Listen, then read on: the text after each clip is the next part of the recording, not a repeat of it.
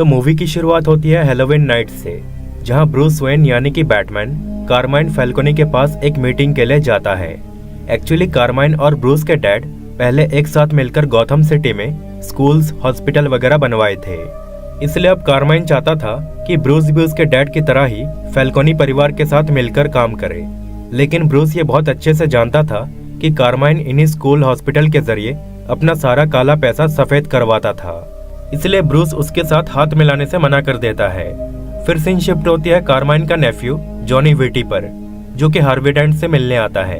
Actually Johnny witty अगली सुबह carmine के खिलाफ कोई बड़ा खुलासा करने वाला था, लेकिन हम देखते हैं कि उसी रात जब वो अपने घर लौटता है तो वहाँ एक हॉलिडे नाम का किलर आकर उसे जान से मार डालता है।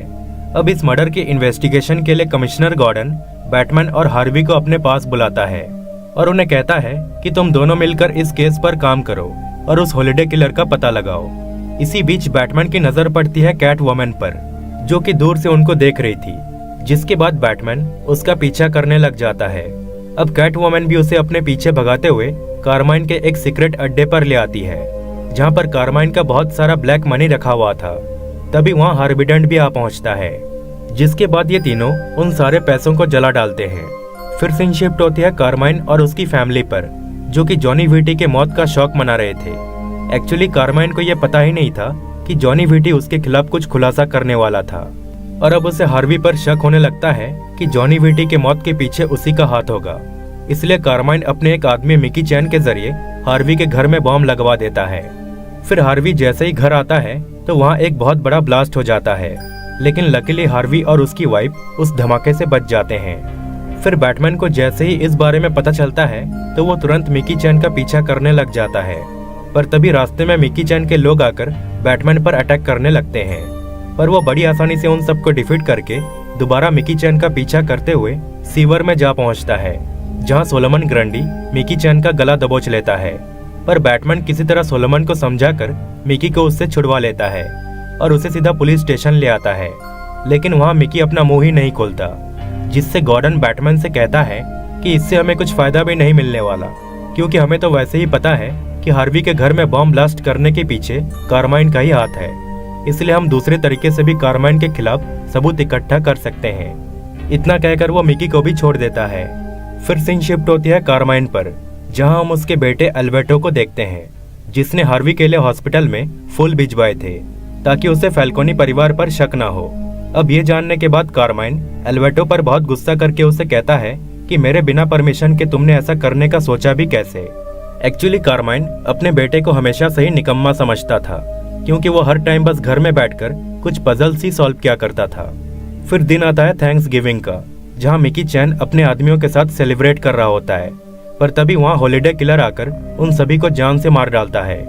एक्चुअली ये हॉलिडे किलर सिर्फ उसी दिन ही मर्डर करता था जब कोई नेशनल हॉलिडे या फिर कोई खास दिन हो। फिर दिन आता है क्रिसमस, जहां अब बैटमैन और गॉर्डन समझ जाते हैं कि हॉलिडे किलर आज भी किसी का मर्डर कर सकता है।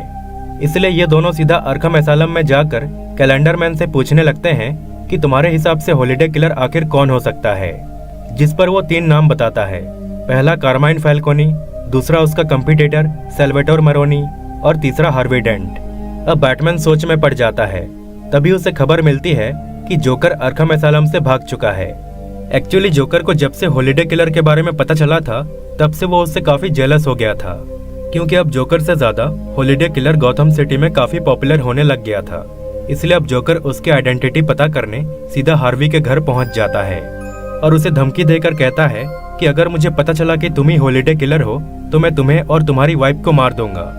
जिसके बाद जोकर यहाँ से सीधा सैल्वाटोर मरोनी के पास जाकर उसे भी यही धमकी देता है।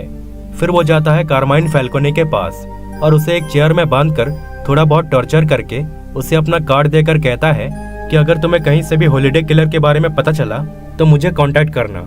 इतना कहकर वो वहाँ से जाने लगता है, पर तभी कारमाइन का बॉडीगार्ड उसके पीछे पड़ जाता है, लेकिन फिर भी जोकर समहाउ उससे बच निकलता है।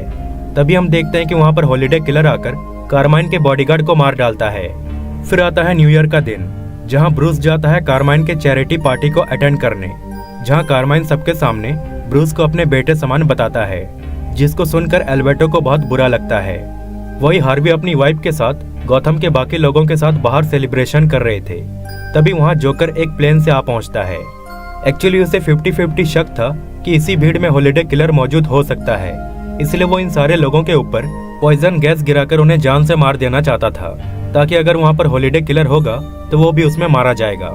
लेकिन तभी वहाँ बैटमैन आ जाता है और जोकर के साथ प्लेन पर ही फाइट करने लगता है और फाइनली किसी तरह उसको डिफीट करके उसे पुलिस के हवाले कर देता है।